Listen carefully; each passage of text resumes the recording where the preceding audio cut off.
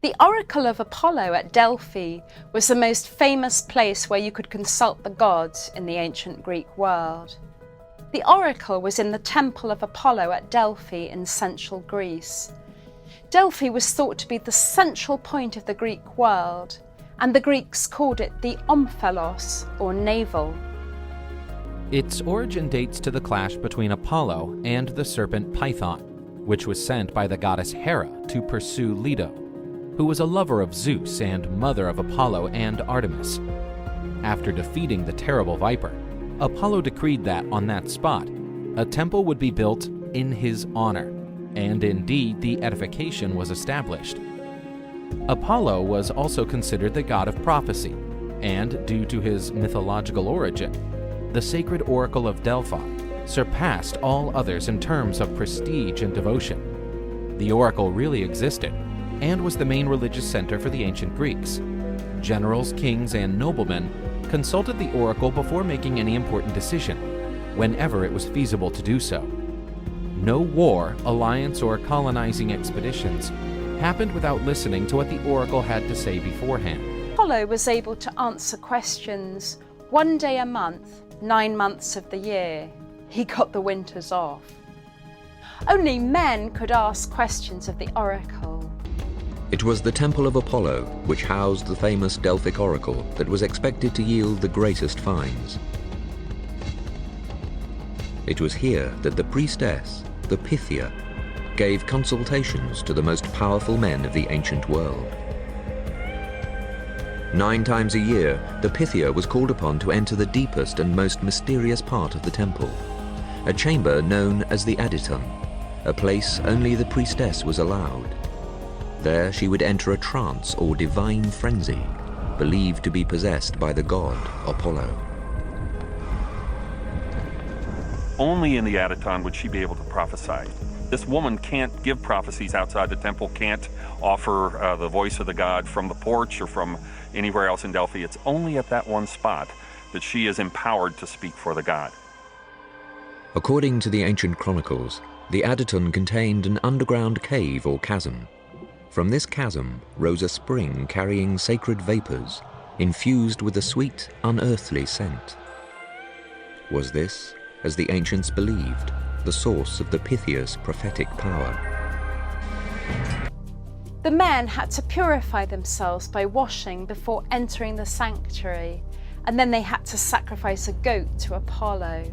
There was a subterranean chamber inside the Apollo's temple, in which only the Pythonesses, who were the temple's priestesses, could enter.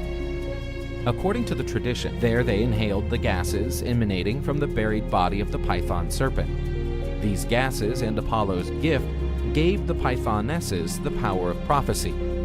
Before asking the oracle anything, the visitor went through a process of purification. They had a sacred fountain to clean themselves, which contained the following inscription: "For the good pilgrim, a drop is enough. For the bad, not even an ocean could remove his stains." Then it was necessary to offer a sacrifice to the gods. A lamb or a bird would have been killed, and then a priest searched their bowels, trying to find divine signs. The goat needed to quiver to show that the god was ready to answer the question. The inquirers then had to line up in a pre-established order of precedence according to where they came from. Those from Delphi and the immediate neighborhood were first in the line. Apollo's mouthpiece was a priestess chosen from the village of Delphi and known as the Pythia. She was said to be an ordinary middle-aged woman dressed in the clothes of a virgin, so the clothes of a much younger unmarried woman. At the beginning of the day, she washed in the Castalian spring to purify herself before sitting on a 3-legged tripod inside the Temple of Apollo. She entered a trance-like state. The question posed to the oracle was written on a clay board and delivered to the Pythoness. Inebriated by the gases, the priestess went into a trance and began to mumble cryptic words. These words were written by the priests. The answers delivered were usually enigmatic, mysterious, and often difficult to interpret. Nevertheless, the peoples of that time stated that the prophecies had a high degree of accuracy, and when they were not confirmed in reality, they believed a misinterpretation had been the cause. The oracle's span of glory lasted many centuries, until its decline arrived. Nero, the Roman emperor, ordered his legions to loot the sacred temple. During the looting, more than 500 statues of bronze and marble were stolen, and then taken to Rome. And with the growth of Christianity, the oracle was permanently closed by the Emperor Theodosius in 385, considering it was a site where superstitions and pagan rituals germinated.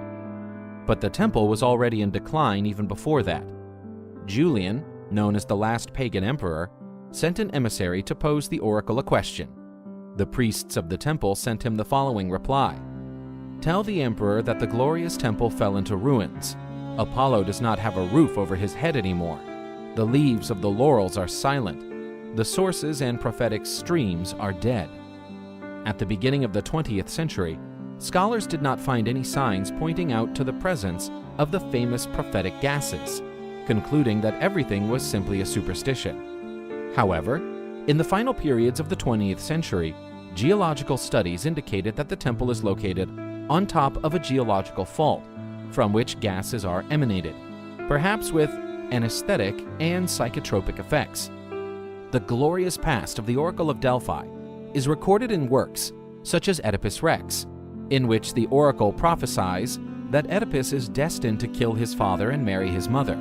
Due to its pivotal importance in the Greek world, the oracle was considered the navel of the world, and in its walls, the famous inscription and the biggest of all advice could be found: "Know yourself." But the oracle's answers were also famous for their ambiguity. They were only a basis for interpretation. And to deal with that, you had to know yourself. When the Athenians went to ask about what they should do about the Persian invasion, they were told, "Trust in your wooden walls." And they had to figure out what that meant. They decided it meant the wooden walls of their ships, and they turned out to be right. But King Croesus, when he asked about whether or not he should attack his neighboring empire, he was told, "If you attack, a great empire will fall." He interpreted that to mean his enemies. It turned out to be his own. He even complained to the oracle about the response he had got. But the response came back to him, saying it was your fault, your misinterpretation. The ambiguity of the response forces the question back on us, forces us to know ourselves. Once the oracle took off, Delphi took off with it. It became the focus for a whole range of other activities as people began to come here in huge numbers. And it was all good business for a thriving city which surrounded the sanctuary. Imagine what this place must have been like at full capacity. When the games were on, maybe up to 40,000 people in the stadium, here in the theatre watching the athletic and musical competitions at night, gathered around the landscape with around their campfires glittering all over the valley. The animals that had to be brought here not just to sacrifice but also to feed that many people. The noise, the smell, all the tourists coming in and out as Delphi became more and more famous. And in amongst that, the Temple of Apollo, and perhaps the consultants waiting desperately for the next available day to see the oracle. All that crammed into one crag of the Parnassian mountains.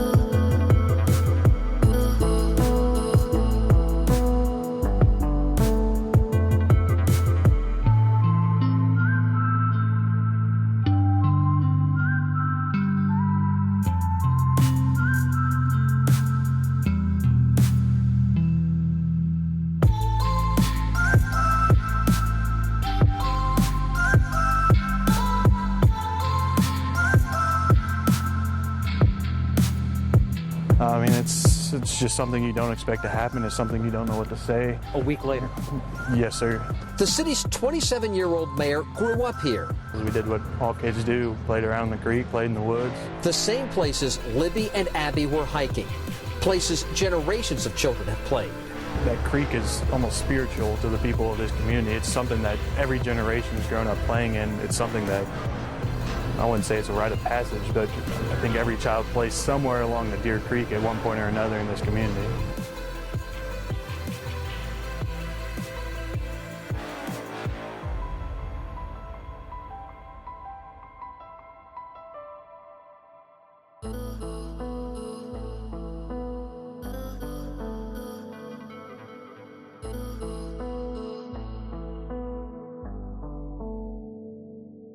This makes it just a more walkable community with really a lot going on.